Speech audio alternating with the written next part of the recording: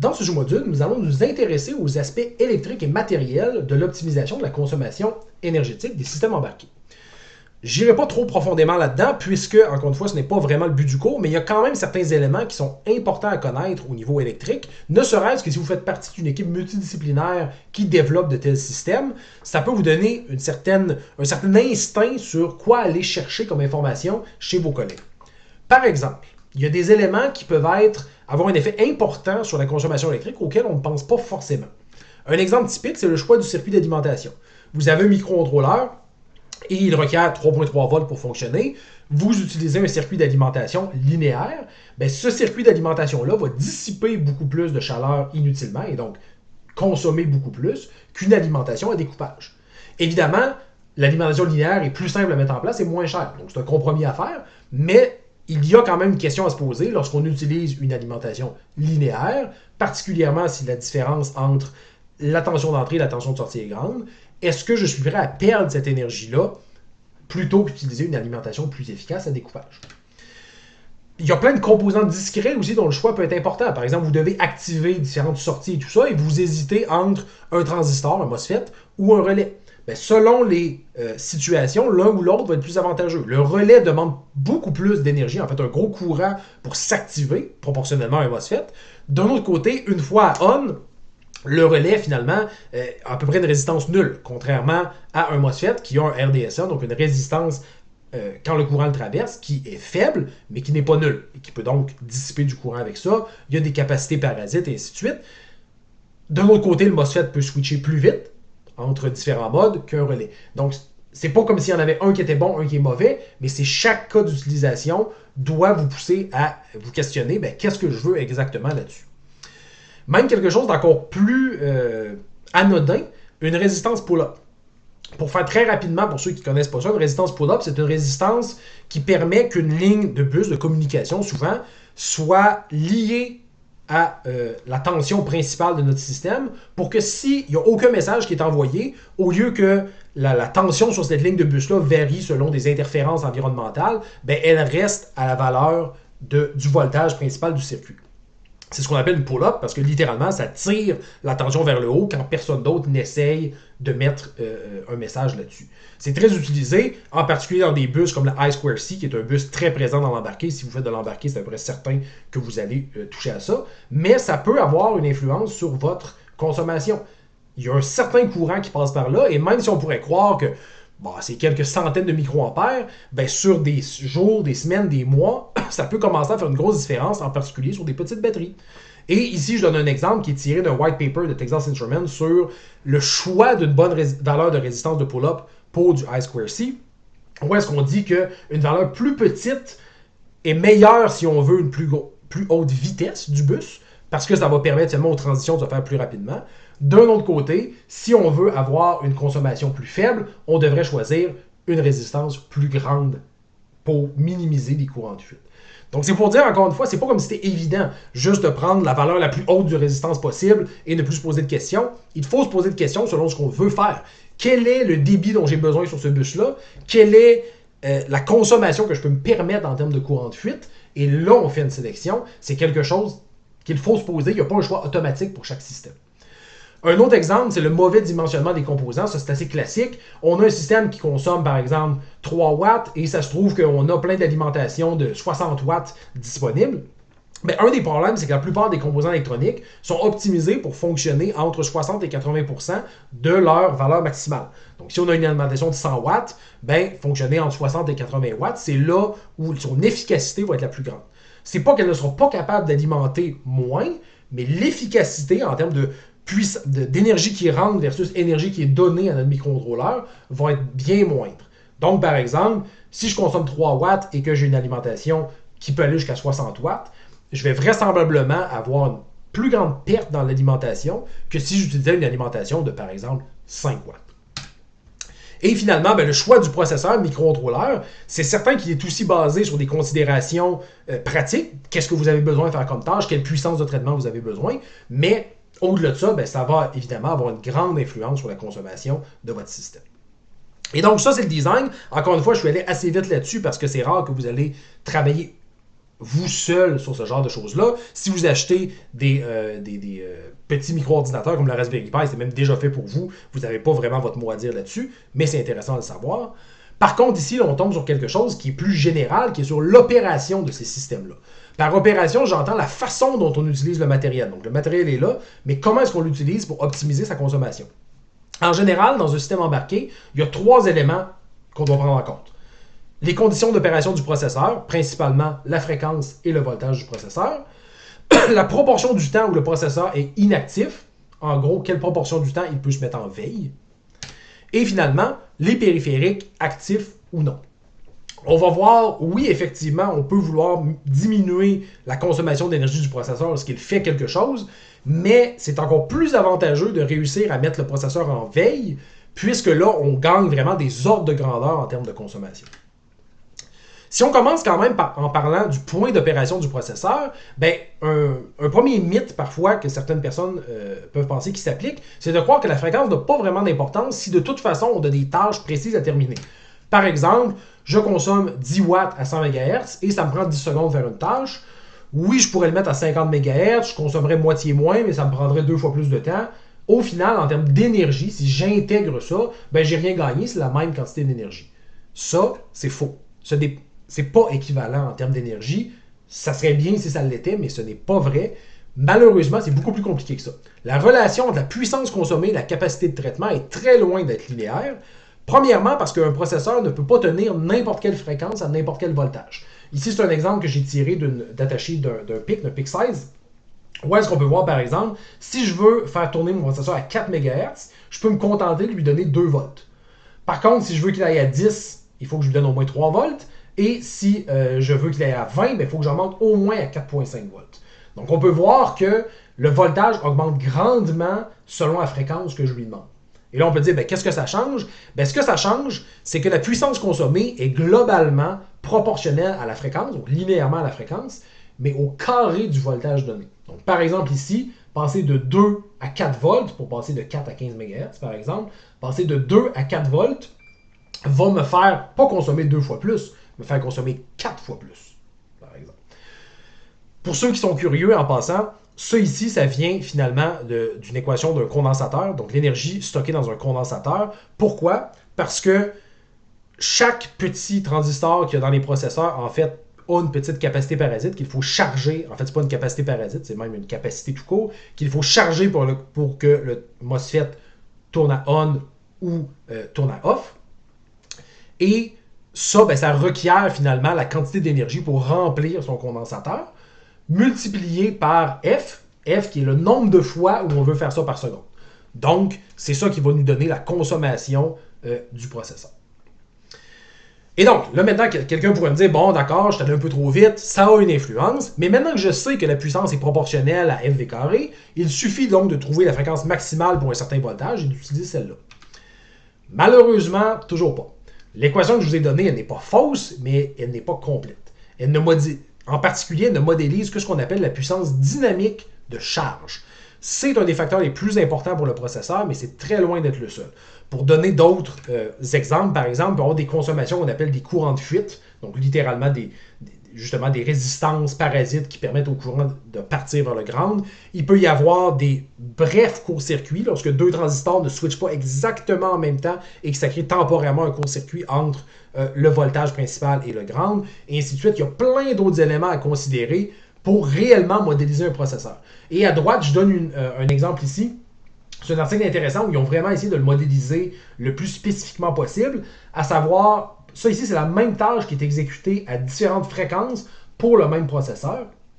Et on observe que non, ce n'est pas linéaire l'accroissement de la puissance. À très basse fréquence, en fait, pour finalement chaque élément, donc je pense que c'est une inversion de matrice qui essaie de faire quelque chose comme ça, pour chaque élément, on consomme plus que si notre fréquence est plus élevée, parce que là, des éléments comme par exemple la consommation statique, les courants de fuite, etc., deviennent dominants. Et donc, dans ce cas-ci, pour ce processeur-là, si je me rappelle bien, c'est un processeur Samsung Exynos, pour ce processeur-là, le point d'opération idéal est autour de 700 MHz si on veut minimiser l'énergie utilisée. C'est pas ça qui va aller le plus vite, mais c'est ça qui va minimiser l'énergie utilisée. Malheureusement, en général, on n'est pas capable de faire une analyse aussi détaillée pour chaque processeur. Ça vaut pour ce processeur-là. On ne peut pas l'appliquer, par exemple, au processeur du Raspberry Pi. Et surtout, même si on modélise ça avec précision, ben ça ne vaut quand même que pour le processeur. Il y a par exemple des charges de travail où est-ce que le processeur peut attendre après la mémoire vive. Ou est-ce qu'il voudrait être à 100%, mais il attend des données ou il attend de pouvoir écrire des données en mémoire et ben, ça limite ce qu'il peut faire. Et donc, s'il n'est pas utilisé à 100%, ben là, même ce graphique-là ne fonctionne plus. Parce que là, on pourrait dire, ben, si je ne suis pas utilisé à 100%, je pourrais réduire encore ma fréquence et carrément me mettre en veille potentiellement de temps en temps. Donc, tout ça pour dire que ça peut être vraiment difficile de modéliser ça d'un point de vue théorique et de dire, oui, je prouve sur papier, voici le point d'opération optimal pour mon processeur. Bon, c'est un peu déprimant tout ça. Comment on va faire alors? On abandonne, on met tout le monde à 10 GHz et on oublie? Ben, il y a quand même certaines façons de faire.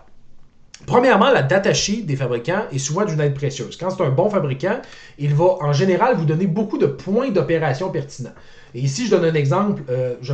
Si je me rappelle bien, c'est pour un cœur ARM aussi, mais peu importe, ça n'a pas vraiment d'importance pour un microcontrôleur, où est-ce que le fabricant donne différents points d'opération, donc à 12 MHz, 48 MHz, avec la mémoire flash activée, mémoire flash désactivée, à différentes températures. On peut voir que quand la température est plus haute, ça consomme même plus, et qu'il vous donne donc la consommation, en fait, pas directement la consommation, mais les milliampères que ça tire, desquels on peut déduire les milliwatts, et de là, les milliwattheures sont des tâches qui durent une durée précise, et qui vous permet de savoir, ah ben ok, ça vaut la peine que je passe par exemple dans ce mode-là. Clairement, il y a un énorme gain à faire par rapport, encore une fois, par exemple, à ce mode-là. Donc, ça ne peut pas vous dire précisément le point optimal au kilohertz près, mais ça peut déjà vous donner une bonne idée de quels seraient les points optimaux, sachant que vous, à, par exemple, 12 MHz, ben, votre tâche est capable de se compléter dans un délai raisonnable. Ici, c'est un autre exemple où est-ce qu'on montre différentes consommations pour le processeur à différentes fréquences.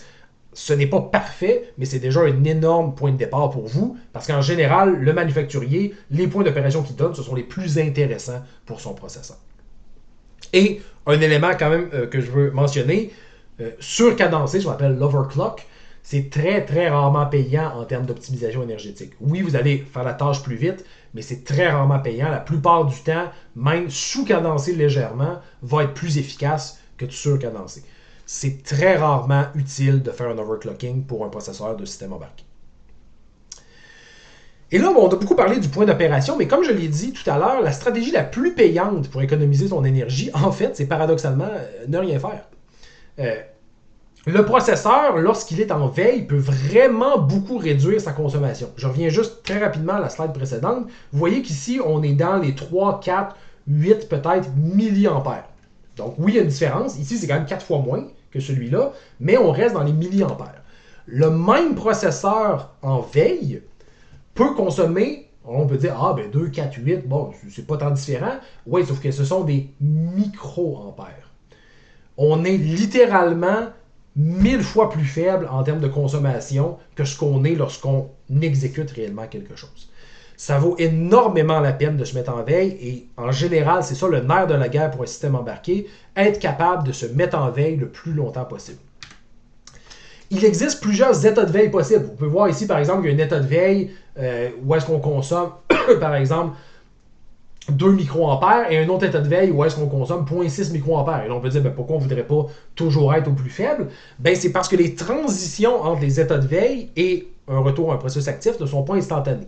Dans ce cas-ci, c'est un processeur relativement simple, donc c'est quand même très court. On parle de quelques centaines de microsecondes, mais en pratique, ça peut aller jusqu'à quelques millisecondes potentiellement. Et là, dépendant de votre application, ben, si vous êtes tout le temps en train de dépenser des millisecondes pour revenir, peut-être que là, vous risquez de manquer certaines échéances ou en tout cas de ne pas avoir une performance satisfaisante. Donc, il y a des veilles moins profondes, mais desquelles, par exemple, ici, vous pouvez revenir beaucoup plus vite, et des veilles plus profondes où vous consommez moins, mais où est-ce que ça prend plus de temps pour revenir. Donc, c'est pour ça qu'on ne peut pas toujours se mettre en veille. Si on est perpétuellement réveillé, par exemple, en général, ce qui va réveiller un processeur dans les états de veille les plus profonds, c'est une interruption qui vient de quelque part, ben, c'est sûr que ça va empêcher le système de rester efficacement en veille. C'est comme vous, si vous vous faisiez réveiller la nuit à toutes les demi-heures pour qu'on vous demande si ça va bien, même si oui, ça va bien, vous ne serez probablement pas reposé le lendemain. Ben, c'est un peu le même principe ici. Les interruptions, c'est très pratique, mais ce n'est pas pratique si ce sont des interruptions inutiles qui nous empêchent de rester en veille et donc nous font consommer beaucoup de courant pour revenir en mode actif et revenir en mode traitement pour s'apercevoir qu'on n'avait finalement rien à faire. Lorsque vous faites votre propre système, c'est plus facile à considérer, quoi qu'il faut faire attention au périphérique que vous branchez. Mais lorsqu'on a un OS, il faut faire un peu plus attention. Il faut limiter le nombre d'interruptions. Et par exemple, maintenant qu'on le voit, voilà pourquoi je dis souvent qu'utiliser un appel système comme Usli peut être préférable à d'autres appels comme Scheduled si optimiser la consommation est important. Si c'est pas important, c'est moins grave. Mais si c'est important, quand vous appelez Usleep, l'OS sait combien de temps il a avant de devoir faire autre chose, avant de vous redonner la main. Ça va lui permettre, par exemple, si vous êtes le seul processus qui roule et que vous faites un Usleep pour, je sais pas moi, 20 millisecondes, ben, il se peut que l'OS se dise, bon, parfait, j'ai rien d'autre à faire, aucun autre processus veut rouler, je peux me mettre en veille plus profonde pour économiser plus d'énergie. Si vous faites Schedule, tout ce que l'OS sait, c'est qu'en ce moment, vous pourriez passer la main, mais probablement qu'il ne rentrera pas en veille aussi profonde pour ça. Donc, l'OS, que ce soit Linux ou un autre, n'est pas omnipotent, il n'est pas omniscient, il ne peut pas savoir ce que vous voulez faire dans le futur, vous pouvez l'aider avec ce genre de choses-là. Et finalement, la troisième portion, qui est très importante pour la consommation, c'est l'opération des périphériques. Tout périphérique consomme de l'énergie, mais juste pour être clair, par périphérique, je ne parle pas forcément d'un écran, d'une souris, de choses comme ça. Je parle de tout ce qui est accessoire au processeur. Par exemple, même dans votre Raspberry Pi, ben, il y a un contrôleur USB, un contrôleur Bluetooth, une puce Wi-Fi, un contrôleur I2C aussi, que vous n'utilisez probablement pas, mais qui est là. Bref, il y a plein de petits périphériques qui sont utilisés et qui consomment plus ou moins d'énergie, potentiellement à ne rien faire. Et ça, comme je dis, même si rien n'est branché, même si vous n'avez pas de souris branchée sur votre Raspberry Pi, le contrôleur USB reste actif. Donc, première chose, lorsque vous avez un projet, ben, toujours désactiver les périphériques qui sont inutiles pour un certain projet. C'est pas mauvais d'avoir une puce Bluetooth, mais si vous n'en avez pas besoin, la désactiver. Est-ce que vous avez besoin du contrôleur SPI? Non. Ben, le désactiver peut être une bonne approche pour éviter justement de prendre inutilement du courant pour cette portion-là de la puce. Et même si vous ne désactivez pas, parce que vous dites, ben là, j'ai quand même besoin de l'USB, ben vous pouvez quand même avoir des capacités de type auto-suspense. À savoir que le contrôleur lui-même s'aperçoit, OK, ça fait 50 millisecondes que j'ai rien fait, je vais me mettre en veille et revenir seulement quand on va me demander quelque chose. Il faut seulement faire attention lorsqu'on combine ça à d'autres périphériques. Parfois, d'autres composants peuvent ne pas très bien jouer avec le fait que, par exemple, le contrôleur du bus USB soit mis en veille. Normalement, tout ça est dans la norme, mais souvent, lorsqu'on a des périphériques un peu cheap, on se retrouve avec des périphériques qui vont décider qu'ils sont déconnectés parce que le contrôleur s'est mis en veille, et là, ça peut faire toute une cascade de problèmes. Attention aux interactions avec les autres composants, mais en dehors de ça, plus vous pouvez mettre souvent les périphériques en veille, moins vous allez consommer d'énergie. Sur un micro-ordinateur comme le Raspberry Pi, le contrôleur Wi-Fi consomme presque autant que le processeur central. C'est vous dire comment est-ce que ça peut être important à ce niveau-là. Il y a des outils, lorsque vous êtes sur des systèmes comme Linux, des outils de type PowerTop qui, si vous tapez ça dans une console, permettent potentiellement de monitorer quel périphérique génère les interruptions, quel périphérique, par exemple, quel driver de périphérique utilise beaucoup de CPU ou en tout cas crée beaucoup d'événements dans le noyau, et ainsi de suite. Ça peut être utile effectivement là-dessus. Si vous n'êtes pas sur des systèmes comme Linux, ben là, c'est de voir la datasheet de chaque composant et d'essayer de le désactiver au maximum. Ça conclut donc la portion matérielle. Dans le prochain sous-module, nous allons nous intéresser à l'aspect logiciel cette fois.